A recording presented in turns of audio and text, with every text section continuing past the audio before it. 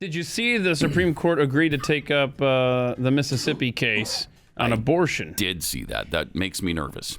It makes you nervous. I'm nervous because I don't.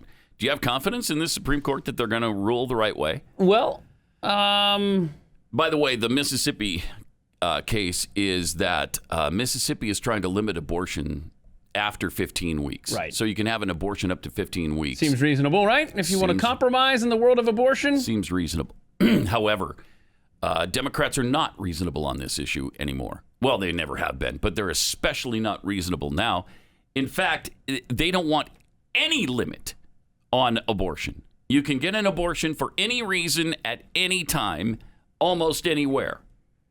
And so this will be interesting to see what the Supreme Court says about 15 weeks, especially since Idaho just did the heartbeat bill. Oh, yeah. Where as soon as the heartbeat is detectable, you can't have an abortion. Whew. Wow. I expect that to wind up in the Supreme Court as well. Because they believe you can, right up to birth. Right up to and including birth, you can abort the baby. Yeah. That's what they want, and that's what they scream about all the time. And anything less than that, you're taking away the woman's right to choose. So what's the worst case scenario here? That things stay the way they are? Yeah. Okay. I suppose so. You're going to write off Roberts, right? Just because he sucks. Yes. So you got Thomas. So that'll be a good one. You got Thomas. Breyer sucks. So that's 1-4 and 2 against. Alito's great. That'd be 2-2, right? Mm-hmm. Sotomayor, write her off 2-3. Kagan, write her off 2-4. So got to get the last three. Here we go. We got to rally here. Mm-hmm. Gorsuch. And Gorsuch, I think, might vote the right way. Okay. Kavanaugh. Kavanaugh, I'm a little less confident in, but maybe. Amy Coney Barrett. Oh, she's absolutely going to vote. So you're going to get at least 3, maybe 5. So between 3 and 5. So it's right. It could go either way. Could go 5-4. Yeah. But I don't know off the top of my head Kavanaugh and Gorsuch on live. All hell will, in fact, break loose if they do. If they do rule. I'm telling you, Trump was the curveball that the left wasn't expecting.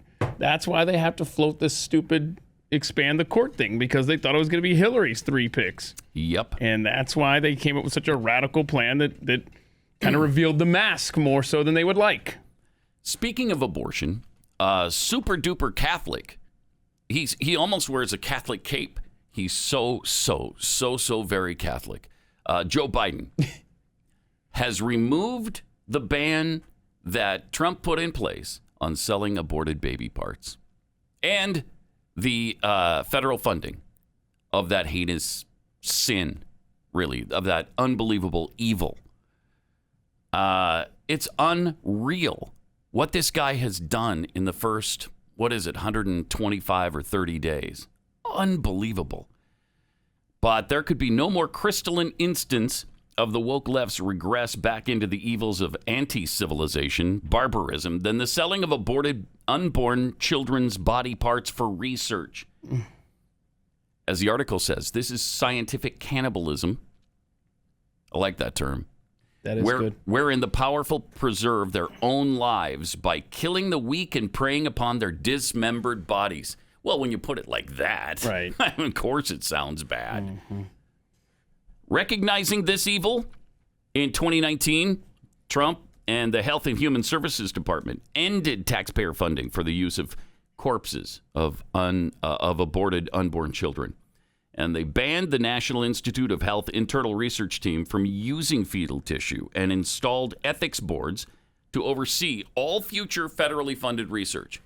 So not only did Biden end all of that, he also shut down the ethics board.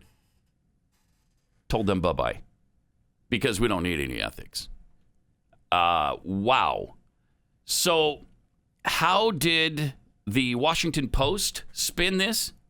I mean, the Washington Post is unbelievable. Unbelievable.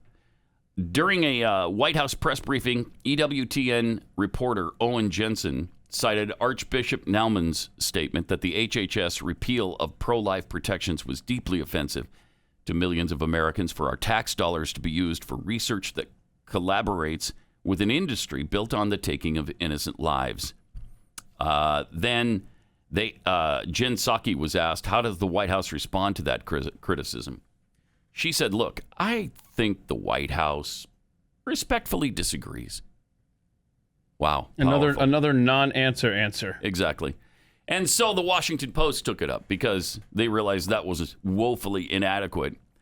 So the Washington Post argued that this unbelievable evil practice is a moral matter that must be viewed through a partisan political prism. Quote, a rising group of right-wing U.S. Catholic bishops is colliding with a very Catholic president who supports abortion rights.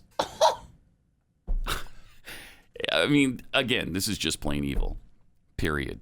Wait, is it really? Yeah. You think so? Yeah, I do. Because Cardinal Joe Tobin of Newark, remember, he said that a person in good conscience could vote for Joe Biden as president. That's stunning. Insane. It's insane. With the Washington Post trying to spin these Catholic bishops as right-wing kooks, and they try to spin those bishops as less Catholic than Joe Biden. Wow.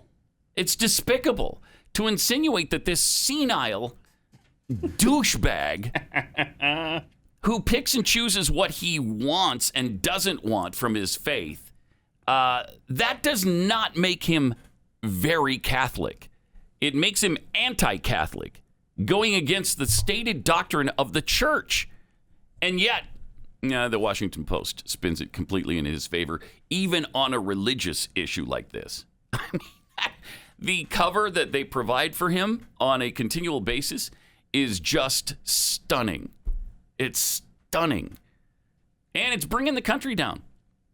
So we need to take stands here. We need to stand firm and not allow them to silence us through their racist claims, through all the insults that they toss our way of being against a woman's right to choose and women's reproductive rights and all that garbage. I don't care if you're called a racist or anti-woman or whatever. We got to stand up to this stuff. It's killing our society. And if you think we're not going to be held accountable for this in the end by a higher power, I think you're dreaming.